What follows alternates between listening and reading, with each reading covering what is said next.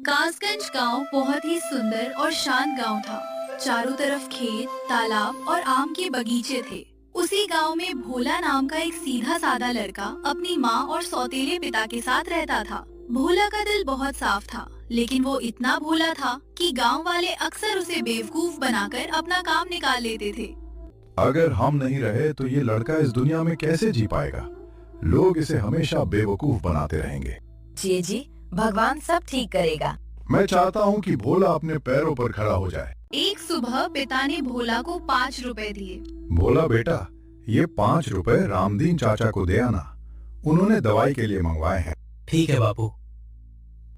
भोला खुशी खुशी रास्ते से जा रहा था। तभी रास्ते में एक गरीब आदमी रोता हुआ मिला। भैया, मेरी मदद कर दो। क्या हुआ भाई? मेरी बेटी मुन्नी बहुत बीमार है, मेरे पास दवाई के पैसे नहीं हैं। भगवान के लिए ये 5 रुपए मुझे दे दो, मैं कल वापस कर दूंगा। लेकिन ये तो रामदीन चाचा के हैं।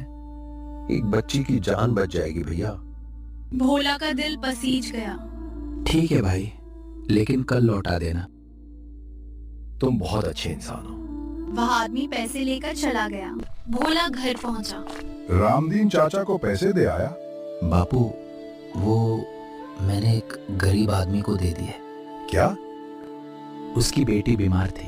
पिता गुस्से से भर गए। तुझे कितनी बार समझाया है, हर किसी की बातों में मत आया कर। अरे बच्चा है, गलती हो गई। इसीलिए लोग इसे मूर्ख बनाते हैं। भोला चुपचाप सिर झुकाकर खड़ा रहा।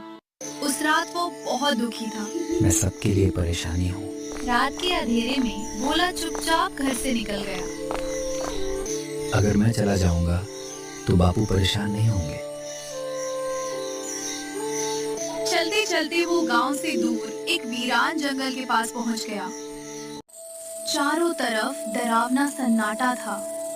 अचानक उसकी नजर एक बहुत बड़े पतीले पर पड़ी।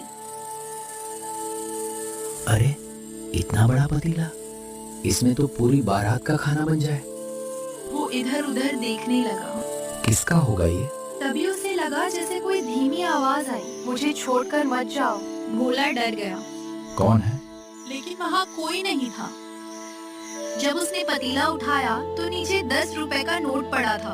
अरे वाह, आज तो भगवान मेहरबान है। भोला पतीला लेकर घर लौट आया। घर पहुँचते ही माँ हैरान रह गई। अरे भोला, ये कहाँ से उठा लाया? तू भी ना, पता नहीं क्या क्या उठा लाता है। माँ, जंगल में मिला। बापू, इसमें बिरयानी बनाए। माँ हंस पड़ी। चलो आज इसी में बनाते हैं। माँ ने चावल, सब्जियाँ और मसाले डाले। जैसे ही बिरयानी पकने लगी, उसकी खुशबू पूरे मोहल्ले में फैल गई। माँ ने बिरयानी बड़े डिब्बों में भर दी। भोला बेटा, इसे खेतों में मजदूरों को बेचा। और सुन, किसी को मुफ्त में मत देना। ठीक है बापू। भोला खेतों के पास जाकर बैठ गया। गर्मा गर्म बिरयानी, स्वादिष्ट बिरयानी, एक बार चक्कर तो देखो। एक मजदूर ने थोड़ा सा खाया। अरे वाह, क्या स्वाद है। उसने बाकी मजदूरों को बुला लिया। भाई, ऐसी बिरयानी कभी नहीं खाई। मुझे भी दो। कुछ ही देर में सारी बिरयानी बिक गई। भोला खुशी खुशी घर लौटा। माँ देखो, इतने सारे पैसे मिले। अरे वाह बेटा। सच में सब बिक गई? हाँ बापू। उस रात पिता चुपचाप बैठे थे। क्या सोच रहे हो?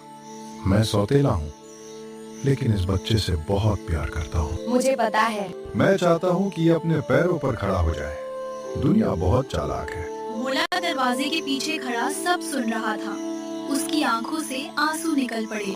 बापू मुझे इतना प्यार करते हैं। गांव में राजू नाम का एक लालची आदमी रहता था। उसने देखा कि भोला की बिरयानी खूब बिक रही है। जरूर कोई राज है। वो भोला के पास गया। भैया, इतनी स्वादिष्ट बिरयानी कैसे बनते हैं? राज तो पतीले में है। सच? हाँ, जंगल से मिला था। राजू की आंखों में लालच आ गया। अगर वो पतीला मुझे मिल जाए। रात को राजू चुपके से भोला के घर में घुस गया। वो रसोई में जाकर पतीला उठाने लगा। तभी अचानक पतीले से आवाज आई, चोरी करना बुरी बात है। राजू डर गया। भूत, भूत! भोला, माँ और पिता जाग गए। कौन है वहाँ? तभी पतीला चमकने लगा। सब हैरान रह गए।